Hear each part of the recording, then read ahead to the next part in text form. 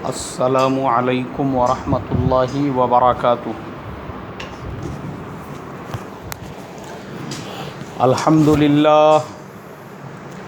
अल्हम्दुलिल्लाहि नहमदुहु व नस्तईनुहु व नस्तगफिरुहु व नुअमिनु बिही व नतवक्कलु अलैहि व नऊज़ु बिल्लाहि मिन शुरूरि अनफुसिना व मिन सय्यिआति अमालिना। मन यहदिहिल्लाहु फला मुदिल्ल लहु व मन युद्लिल्हु फला हादिय लहु व नशहदु अन ला इलाहा इल्लल्लाहु वहदहु ला शरीक लहु व नशहदु अन्ना सय्यदना व मौलाना मुहम्मदन अब्दुहु व रसूलुहु अल्लज़ी उर्सिल बिलहक्कि बशीरन व नज़ीरा। अम्मा बअदु फ़क़द क़ालल्लाहु तबारक व तआला अऊज़ु बिल्लाहि मिनश शैतानिर रजीम बिस्मिल्लाहिर रहमानिर रहीम। या अय्युहन नासु तक़ू रब्बकुमुल्लज़ी ख़लक़कुम मिन नफ़्सिन वाहिदा व ख़लक़ मिनहा ज़ौजहा व बस्स मिनहुमा रिजालन कसीरन व निसाअ वत्तक़ुल्लाहल्लज़ी तसाअलूना बिही वल अरहाम इन्नल्लाहा काना अलैकुम रक़ीबा। सदक़ल्लाहुल अज़ीम। मोहतरम भाइयों, बुज़ुर्गों, दोस्तों, आज मुसलमान समाज में ये नए नए जो रस्म व रिवाज आ गए हैं, ये सारे के सारे हिंदू लोगों के, गैरों के रस्म व रिवाज जो मुसलमानों के घरों में, मुसलमानों के मंगनी के प्रोग्राम में, मुसलमानों के शादी ब्याह में आ जाने की वजह से आज मुसलमान समाज में लड़ाई झगड़े, तेरी मेरी, तलाक़, 498 के केसेस ये आम हो चुके हैं। इसकी वजह क्या है? इसकी वजह सिर्फ ये है कि आज का जो मुसलमान है, इसके शादी ब्याह में, इसके रिश्ता देखने के तरीक़े में, इसके मंगनी के रसूमात में अल्लाह का हुक्म और उसके नबी का तरीक़ा नहीं रहा। उसकी वजह से ये सारे मसले मसाइल है। आज हमारे ज़माने में अगर कहीं पे लड़का लड़की देखने के लिए जाना है तो अल्लाह के नबी की सुन्नत ये है कि दीनदारी को तरजीह दो। अगर आप लड़की वाले हैं तो ये देखो लड़का नमाजी है या नहीं है, लड़का तक़वे वाला है या नहीं है, लड़के का कारोबार कैसा है। अगर उस बच्चे के अंदर दीनदारी है, वो तक़वे वाला है, वो नमाजी है, तो बिल्कुल आपने अपनी बेटी वैसे बच्चे को दे देना चाहिए। मगर हमारे ज़माने में होता क्या है, हम लोग जो है ना तक़वे को नहीं देखते, दीनदारी को नहीं देखते। हम लोग किसे देखते हैं? दुनियादारी को देखते हैं। लड़के का फ्लैट कितने बाई कितने का है, लड़के का कारोबार कैसा है, लड़के की जॉब कैसी है, लड़का दुनियावी लाइन से स्टेबल है या नहीं है। हमारा फोकस पूरा क्या पूरा दुनिया पे होता है। और जब लड़की दे देते हैं उसके बाद में परेशान फिरते हैं। पता चलता है लड़का तो शराबी भी है, लड़के को तो सट्टा खेलने की भी आदत है, ऑनलाइन लॉटरी भी लड़का खेलता है। फिर बाद में पता चलता है कि जो बेटी को आपने सोने चांदी के जेवरात दिए थे वो भी बेच के खा गया उसने। क्यों? आपने तो पैसे वाला लड़का देखे थे, लेकिन पैसे के साथ में उसमें ये सारी ख़राबियाँ भी थी। फिर और थोड़े भी दिनों के बाद में पता चलता है कि वो लड़के का एक गैर मुस्लिम लड़की के साथ में भी लफड़ा चालू है। मुसलमान भी 2-3 हैं, उनके साथ में भी जो है कभी कभी हज़रत महाबलेश्वर और गोवा घूमने को जाते हैं। और आपने क्या देख कर दिए थे? दुनियादारी देख कर दिए थे। तो भुगतना पड़ेगा आपको। अगर आप पहले ही दीनदारी देख कर देते थे, चाहे लड़का गरीब रहो, और मैं इससे पहले बता चुका हूँ, अगर दीनदारी रहेंगी भले वो गरीब रहो, अल्लाह ताला निकाह की बरकत से उसके रोज़ी में बरकत अता फरमाएंगे। कई मिसालें हैं ऐसी, सैकड़ों मिसालें हैं ऐसी। एक करोड़पति साहब बॉम्बे के अंदर, उनको अपने बेटी के लिए उन्होंने देखे कि मस्जिद के अंदर जो अज़ान देने वाले मुअज्जिन साहब होते हैं, नौजवान बच्चा, खाली टाइम में कुरान की तिलावत करने वाला, मस्जिद की साफ़ सफाई करने वाला, उन्होंने एक दिन उससे कहा, बोले भाई तू मेरे बेटी से निकाह करेगा क्या? तो उस अज़ान देने वाले नौजवान ने कहा, बोले हज़रत आप तो महल्ले के इलाके के सबसे बड़े करोड़पति आदमी हैं, मेरे जैसे गरीब को आप अपनी बेटी देंगे? उन्होंने कहा कि मुझे अपने बेटी की ज़िंदगी बर्बाद करना नहीं है, बल्कि मैं ये चाहता हूँ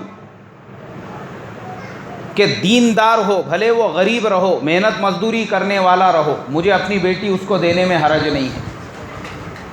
और वो करोड़पति बिजनेसमैन साहब ने अपने बेटी का निकाह वो गरीब अज़ान देने वाले मस्जिद के मुअज्जिन से कर दिया। मोहतरम बुजुर्गों, अल्लाह तबारक व तआला ने कामयाबी और नाकामी ये माल में और दौलत में नहीं रखी है, ये दीनदारी के अंदर है। दीनदारी ज़िंदगी में होंगी, अल्लाह कामयाब करेंगे।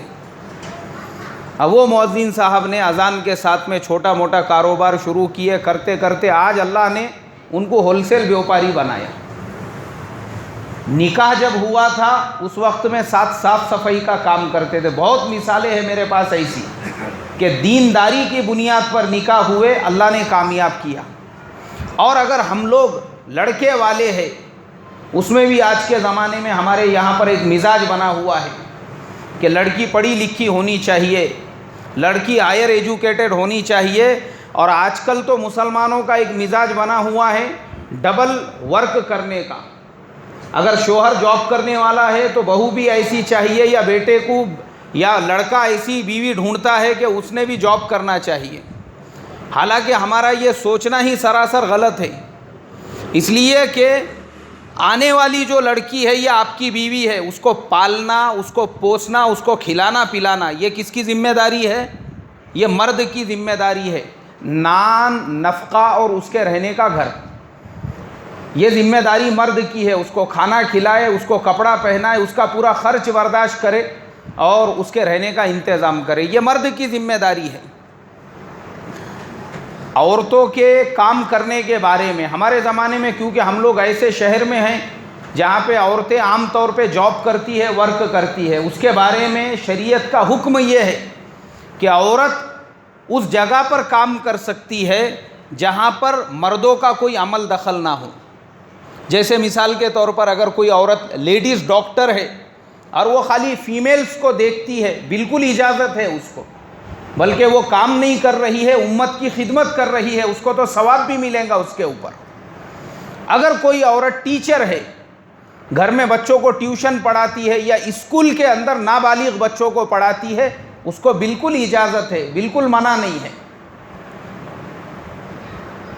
तो शरीयत के अंदर उसकी कुछ हुदूद मुकर्रर की गई है, लेकिन सिर्फ ये नीयत रखना कि भाई औरत कमाने वाली ही हो। इसीलिए आज हमारे ज़माने में हम लोग बड़ी बड़ी दीन की बातें करते हैं, लेकिन हमारा अपना मसला ये होता है कि जब हम अपने बेटे के लिए लड़की देखने के लिए निकलते हैं तो हत्तल इम्कान कोशिश ये करते हैं कि भाई अपने बच्चे के लिए ऐसी लड़की ढूंढी जाए जो या तो जॉब करने वाली हो या फिर उसको हम आगे चल के जॉब के लिए लगाने वाले हो।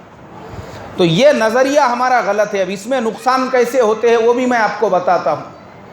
अक्सर लोग हमारे ज़माने में तालीम याफ्ता, पढ़ी लिखी, हायर एजुकेटेड बहू तलाश करते हैं और उसके बाद कुछ दिनों के बाद में मसले मसाइल ऐसे पैदा होते हैं कि वो बहुएं, उनको फिर ये सास ससुरे अपनी आँखों में खटकने लग जाते हैं।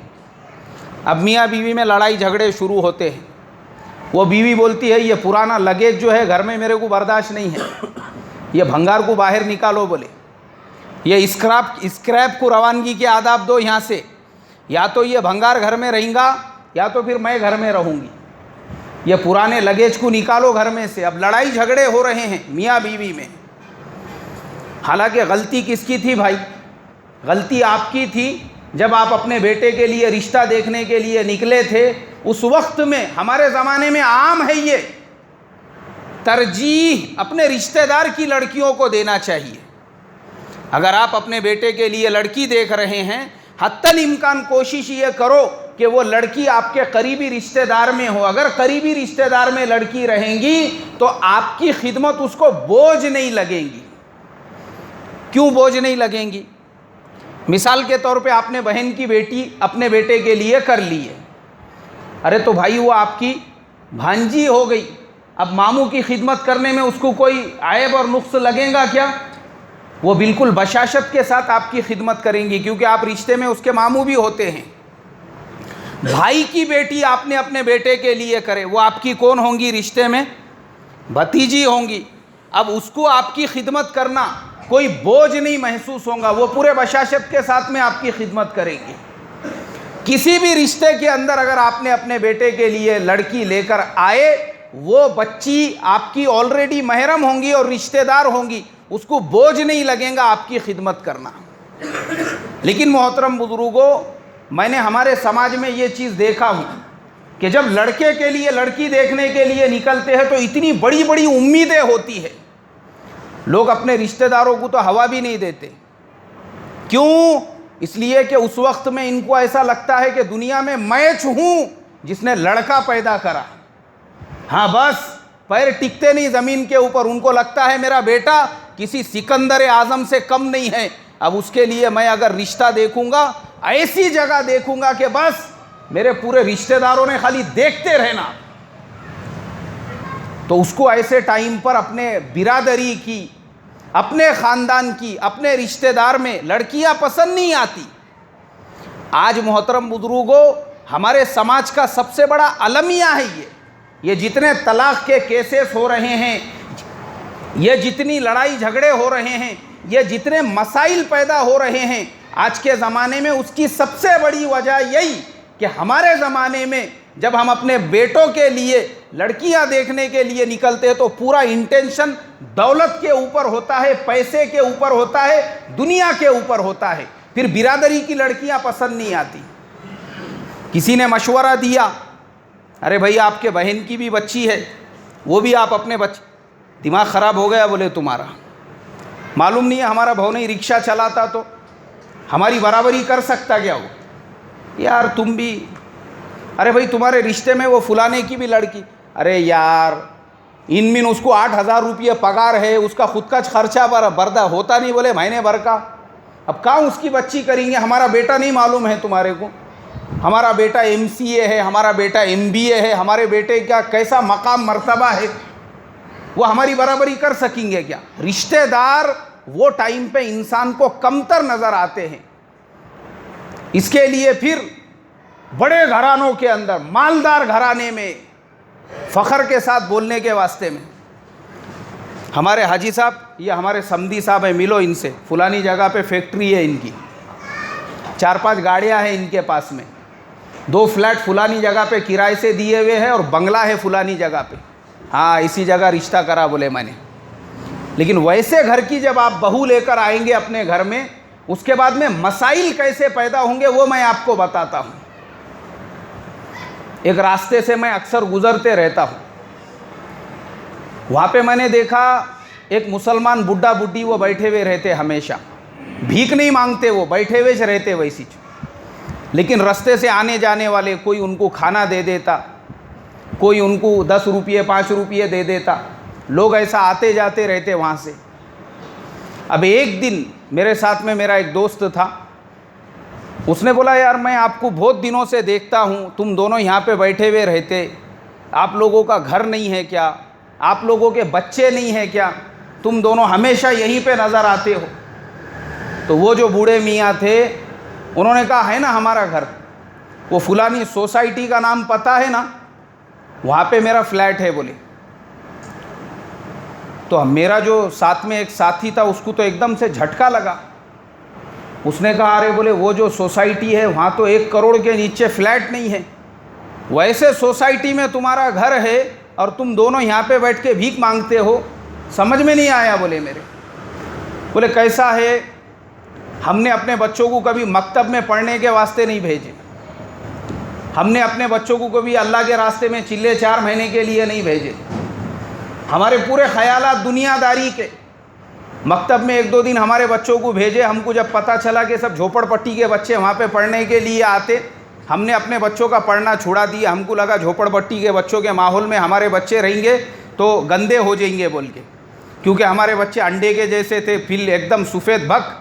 अब वो बेचारे गरीबों के बच्चों के साथ उठेंगे बैठेंगे तो धब्बे लग जाएंगे इनको। इसके लिए बोले हमने मकतब छुड़ा दिए। मतलब देखो उनकी टेंडेंसी, देखो सोच, देखो दुनियादारी की। उनको लगा कि मकतब में जो बच्चे पढ़ने के लिए आते वो सब गरीबों के बच्चे आते।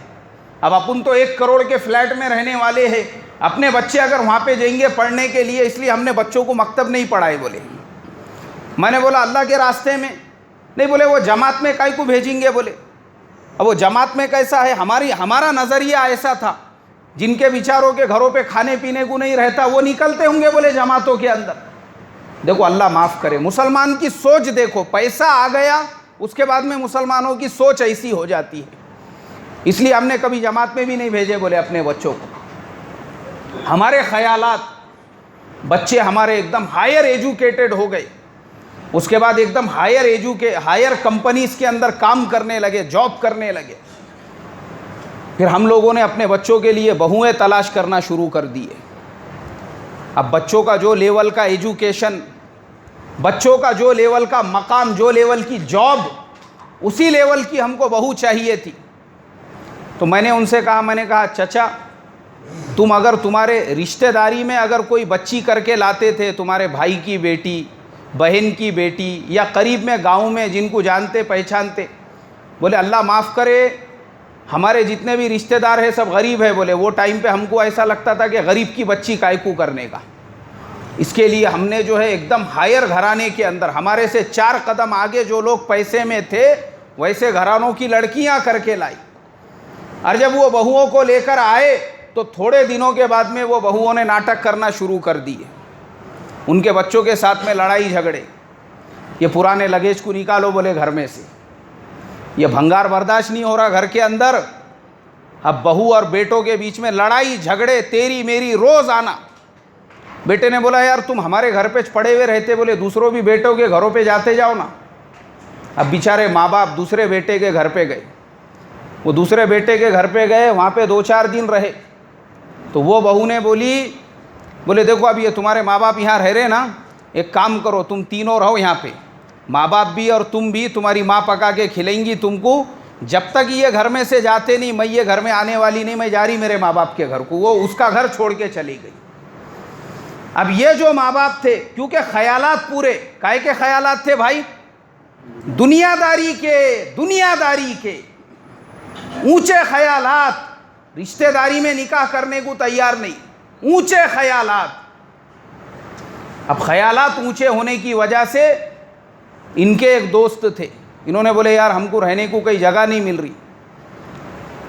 जो झोपड़पट्टी वालों से पहले एलर्जी थी, वो दोस्त ने वैसे ही एक झोपड़पट्टी के अंदर इनको 1500 रुपये का घर किराए से लेकर दिया।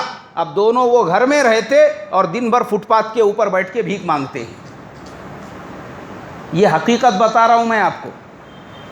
तो इसके लिए मोहतरम बुजुर्गों, जो बात मैंने शुरू की थी कि अल्लाह के नबी सल्लल्लाहु अलैहि वसल्लम ने फरमाया दीनदारी को तरजीह दो, तो हमने किसे तरजीह देना चाहिए भाई? अरे भाई बोलो ना, दीनदारी को तरजीह देना चाहिए। और दीनदारी को जब तरजीह देंगे, अब आपका माशाअल्लाह रिश्ता वगैरह तय हो गया, बातचीत हो गई, सारी चीज़ें हो गई। उसके बाद मोहतरम बुजुर्गों, आज मुसलमान जो बर्बाद हो रहे हैं हमारे ज़माने में, मुसलमानों के बर्बादी की एक और वजह, जो मुसलमानों में इंगेजमेंट और मंगनी का जो रिवाज आम हो चुका है। मैं आपको बताता हूँ, शादी के जो कार्ड है, पहले तो वो छापने की इजाज़त नहीं है इस्लाम में, मगर आज मुसलमानों के पास इतना पैसा आ चुका है, ये इंगेजमेंट के भी कार्ड छापने लग गए। काय के कार्ड छापने लग गए भाई? इंगेजमेंट जो होता है ना, उसके भी कार्ड छपने लग गए। पहले इंगेजमेंट यानी मंगनी जो होती है उसको साखर पूड़ा कहते हैं। वो कैसे होता था, उसका तरीक़ा है ना, आपको लड़की पसंद आ गई, या आप लड़के और लड़की वाले आपको लड़का पसंद आ गया, तो दोनों साइड के जो रिश्तेदार है, लड़की के चचा, ताया, मामू, फूफा, ऐसे 4-6 रिश्तेदार ये, और आपके 4-6 रिश्तेदार लड़के के, वो एक जगह पे बैठने के बाद में वहाँ पे बातचीत हो गई कि भाई देखो आपकी बच्ची हमारे बच्चे को पसंद आ गई, हम लोग ये सारे लोगों को गवाह बना के उस बच्ची के लिए अपने बच्चे की निस्बत तय करते हैं। इंशाअल्लाह आने वाले 6 महीने के बाद, साल भर के बाद में हम निकाह करेंगे। कोई हरज नहीं है इसमें, ये आप कर सकते हैं, ये नाजायज़ नहीं है इस्लाम के अंदर। बिल्कुल ऐसा करना चाहिए ताकि आपकी जो बातचीत है वो पक्की हो सके। मगर आज मोहतरम बुजुर्गों, मुसलमानों के पास पैसा माल इतना आ चुका है कि जो मंगनी की रस्म है, जो सराहतन नाजायज़ है, मुसलमान उसके लिए भी बड़े बड़े हॉल किराए से ले रहे हैं और उसके भी कार्ड छाप रहे हैं, 25-25 और 50-50 रुपये के कार्ड। ये लीजिए, बोले 50 रुपये का कार्ड। भाई ये कार्ड काय के लिए है? नहीं, ये हमारे बच्चे का इंगेजमेंट है, उसकी मंगनी है फुलाने हॉल के अंदर। हॉल में गए तो पता चल रहा वो हॉल 2.5 लाख रुपये का, 3 लाख रुपये का हॉल है और वहाँ पे हज़ारों लोगों को दावत दी गई है। अरे तो हमारी दीनदारी किस काम की है? आज के ज़माने में याद रखो, हम लोग जो दीनदारी की बातें करते हैं, हमारी दीनदारी रह गई खाली मस्जिद की 4 दीवारी तक। और मैं ये कहता हूं, अगर हम दीनदार है तो हमारी दीनदारी फिर मंगनी में, रस्म में, इंगेजमेंट में और शादी ब्याह में क्यों नहीं है? जबकि हमारे मौलाना यूनुस साहब रहमतुल्लाह अलैह फरमाया करते थे कि अगर तुमको किसी की दीनदारी देखना है तो वो उसके शादी ब्याह में देखो। अगर शादी ब्याह अल्लाह के हुक्म और उसके नबी के तरीक़े पर है तो वो दीनदार, और अगर अल्लाह के हुक्म और उसके नबी के तरीक़े पे शादी ब्याह नहीं है और दीनदारी की खाली बड़ी बड़ी बातें हैं, फिर दीनदारी नहीं है, ये सिर्फ बातें हैं दीनदारी की। तो हमारे ज़माने में वही हो चुका है, इंगेजमेंट पे लाखों रुपये खर्च। अच्छा, इसमें नुकसान क्या क्या हो रहे हैं वो मैं आपको बताता हूँ। जब अल्लाह के नबी का हुक्म टूटेगा तो बर्बादी कैसे आएगी? अभी पिछले इतवार को हैदराबाद के अंदर एक फंक्शन हॉल के अंदर मंगनी का एक प्रोग्राम चल रहा था और वो प्रोग्राम कैसा चल रहा था? रात में 1:30 बजे तक। अब आप सोचो मोहतरम बुजुर्गों, ये मुसलमानों के अय्याशी की निशानी है ये, कि मुसलमान ना अपनी शादियां टाइम पर करते हैं और ना ही अपने निकाह वक्त के ऊपर करते हैं। मैं तजुर्बे की बात बता रहा हूं, क्योंकि बाज़ जगहों पे जब हमको भी निकाह पढ़ाने के लिए जाना पड़ता है, टाइम दिया होता है कि 9 बजे निकाह होगा, 10 बजे निकाह होगा, 11 बजे निकाह होगा, और वहाँ पे बैठे ज़ोहर की अजान हो रही है और दूल्हे का कोई आता पता नहीं है। अरे कहाँ है दूल्हे मियाँ? बोले दूल्हे मियाँ के टाई की इस्त्री नहीं हुई, बोले अभी तक। वो एक गया हुआ है गाड़ी के ऊपर इस्त्री की दुकान पे, वो टाई की इस्त्री करके लाएगा। अच्छा, कौन है दूल्हे मियाँ? दिन भर खांधे के ऊपर चमड़े के थैलियाँ उठाने वाला, दिन भर जो है मजदूरी करने वाला, हमाली करने वाला। लेकिन जैसी शादी का टाइम आता है तो हमारे ज़माने में हर आदमी ऐसा जेंटलमैन बन जाता है। कोट के बटन बराबर लगाया नहीं, बोले यार टेलर ने, कोट शेरवानी, हाँ उसके लिए टाइम हो रहा है, इस्त्री करके आई नहीं, बोले अभी तक टाई लगाने का है दूल्हे मियाँ को। और बैठे हुए हैं सारे लोग और ज़ोहर की अजान हो रही है। हमारे यहाँ पर ये वादा खिलाफी है। अरे जब तुमने लोगों को टाइम दे दिया, आपका निकाह असर की नमाज के बाद में होगा, बिल्कुल असर बाद हो जाना चाहिए। मगरिब की नमाज भी हो रही है तो कोई ठिकाना ही नहीं है दूल्हे मियाँ का। 11 बजे का टाइम दे के ज़ोहर की अजान हो गई, उसके बावजूद भी निकाह का कोई वक्त ही नहीं है। बाकी जो लोग हैं बेचारे, किसी के पीछे काम है, कोई कहीं पे जॉब करता है, किसी के पीछे कुछ जिम्मेदारी है, वो सब छोड़ छाड़ के लोग बैठे हुए हैं वहाँ पे इंतज़ार करते हुए। गलत बात है ये। जब आपने किसी को वक्त दिया, उस वक्त के ऊपर ही आपका निकाह होना चाहिए। मगर मुसलमानों के यहाँ आम हो चुका है, रात में 1:30 बजे, मैं जो आपको वाक़या सुना रहा हूँ हैदराबाद का, मंगनी की रस्म में रात में 1:30 बजे खाना खाने के लिए बैठे लोग। अब वो लड़के वाले थे, सब खाना खाने के लिए बैठे हुए हैं। अब वो बेचारे जो बरतने वाले हैं वो 10 बजे से बरत रहे हैं। अब एक बरतने वाले को चिकन कोरमा लाने में थोड़ा सा टाइम हो गया, थोड़ा लेट लेकर आया उसने, तो वहाँ पे जो बैठे हुए थे को गुस्सा आ गया। बोले तुम लोगों ने हमको जलील करने के वास्ते में बुलाया यहाँ पे। अरे नहीं भाई, थोड़ा टाइम हो गया। काय का टाइम हो गया? जानबूझ के लेट लाए बोले तुमने ये, और ये खाली कोरमा है, इसमें चिकन नहीं दिख रहा बोले। अब लड़ाई झगड़े देखो आप, मुसलमान रोज़ बड़े का खा रहा है, इसको नाश्ते में कीमा नहीं तो पाए होना, दोपहर में इसको दालचा खाना होना, रात को भी होना, क्योंकि बोले यार मैंने गोश्त नहीं खाया ना, मेरे को खाना ही नहीं खाया जाता बोले। हाँ, तीनों टाइम गोश्त खा रहे हैं, और वो सालन में चिकन नहीं था, उसकी वजह से उसने उठा के वो कटोरे को फेंक दिया उधर। उसने फेंकने के बाद लड़की वाले आए 2-4 वहाँ पे। अरे बोले मियाँ ऐसा क्या कर रहे? बोले चिकन नहीं है उसके अंदर। उस पर से लड़ाई झगड़े शुरू हो गए। रात में 1:30 बजे वो फंक्शन हॉल जहाँ पे शादी की शहनाइयाँ बज रही थी मंगनी की, उसके बाद में जो मारा मारी शुरू हुई, अब मैं आपको बता दूं, वो मारा मारी में एक का जगह पे इंतकाल हो गया, और दूसरा अभी दवाखाने के अंदर एडमिट है, आईसीयू में, होश में नहीं है अभी वो भी।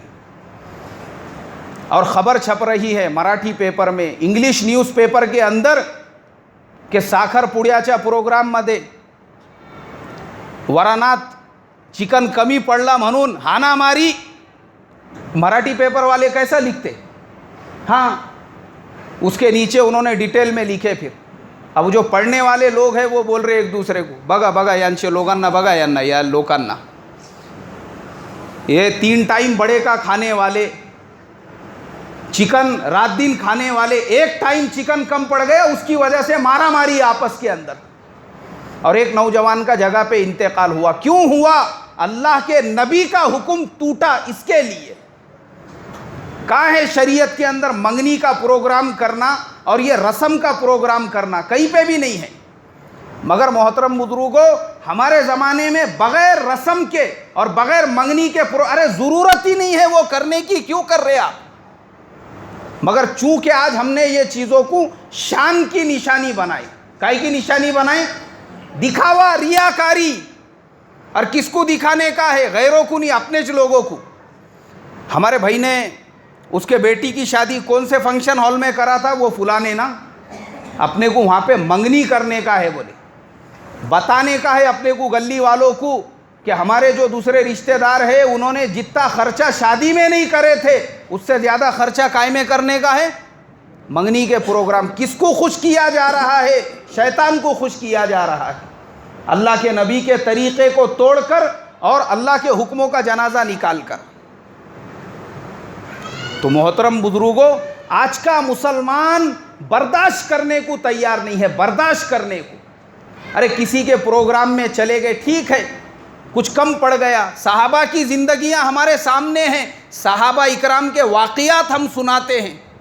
अल्लाह के रास्ते में निकले तो पत्ते चबा चबा कर सहाबा ने अपना वक्त गुजारा। एक एक खजूर हिस्से के अंदर आई। किसी ने हज़रत अबू दरदा रज़ी अल्लाह ताला अन्हु से पूछा, बोले वो एक खजूर, आप वो एक खजूर से कैसे वक्त गुजारते थे?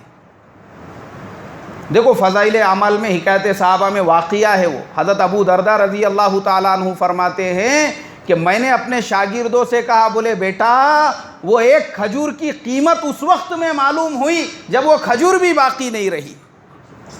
हाँ, खजूर जो एक, बोले एक खजूर क्या काम करती थी? अरे बोले वो खजूर की कीमत तो तब पता चली जब वो खजूर भी बाकी नहीं रही।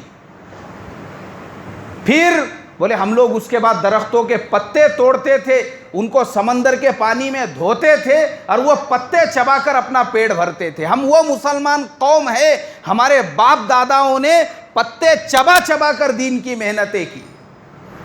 और आज के ज़माने के हम मुसलमान हैं, एक बेटी का बाप वो ज़िंदगी भर की कमाई लगाकर हमको बिरयानी खिलाता है, और खाने के बाद हम होटलों में बैठ के चर्चा करते हैं, चावल डबल थे यार, गोश्त सिंगलिश था शायद, नहीं मेरे को बराबर से बोटियाँ आई नहीं बोले।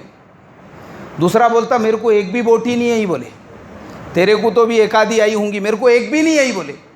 यार ये लोग दावत काय को देते होंगे? बोले जब इनको दिल से खिलाने का नहीं रहता तो दावत नहीं देने का ना, दावत ही नहीं देने का बोले, जब खिलाने का नहीं दिल से। तो ये आज के मुसलमान का हाल है। और वो मुसलमान ये भूल जाता है, जिस बेटी के बाप ने आपको दावत दी और जो खिला रहा है, ये उसके ज़िंदगी भर की कमाई है उसके।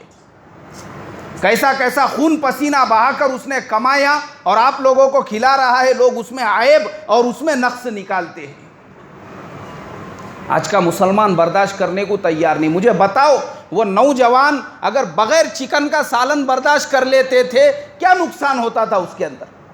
थोड़ा सा दिल बड़ा करके, अरे नहीं भाई कोई बात नहीं है, रात में 1:30 बज रहे हैं, हो सकता ख़त्म हो गया होगा, लाने में देरी हो गई, कोई बात नहीं भाई, चलो ठीक है, जो भी है अल्लाह की नेमत है, खाओ और अल्लाह का शुक्र अदा करो। मगर मिजाज नहीं रहा हमारा। क्यों? पैसे की वजह से। आज पैसा बहुत ज़्यादा हो चुका है, इसलिए मुकाबले हमारे अंदर दीनदारी को लेकर चलना चाहिए थे, आज वो ख़त्म हो गए। पहले मुसलमानों में काय के मुकाबले चलते थे? दीन के। देखो आप हिकायत सहाबा में वाक़ियात है। हज़रत शेख ज़करिया रहमतुल्लाह अलैहि फ़ज़ाइल कुरान के अंदर लिखते हैं, उनके घर के अंदर की जो मस्तूरात थी उनमें मुकाबला चलता था कुरान पाक पढ़ने को लेकर। सबसे ज़्यादा कुरान कौन पढ़ेगा?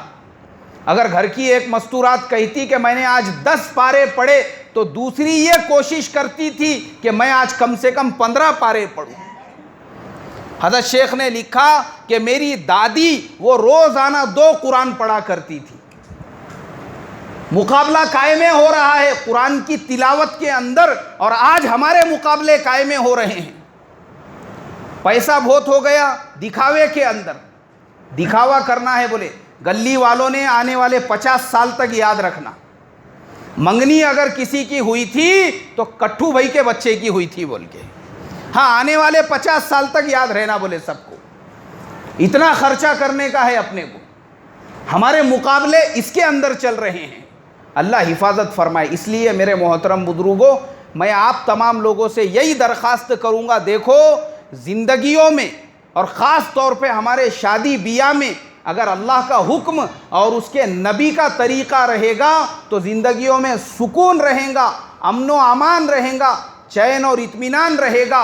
और अगर ज़िंदगियों के अंदर हमने ये फजूल खर्चियों को दाखिल करे तो सिवाय सूदी कर्ज़ों के, सिवाय परेशानियों के और सिवाय हफ्ते भरने के हमारे मुकद्दर में कुछ भी आने वाला नहीं। कमाओ और कमा कमा के हफ्ते भरो, उसके अलावा कुछ नहीं है। तो इसके लिए हमको अल्लाह के हुक्म और उसके नबी के तरीक़े पे आना पड़ेगा। बोलो करेंगे फ़िक्र और कोशिश? अल्लाह मुझे आपको अमल की तौफ़ीक़ अता फ़रमाए। अभी जिनकी सुन्नतें बाकी है वो सुन्नतें पढ़ लो भाई।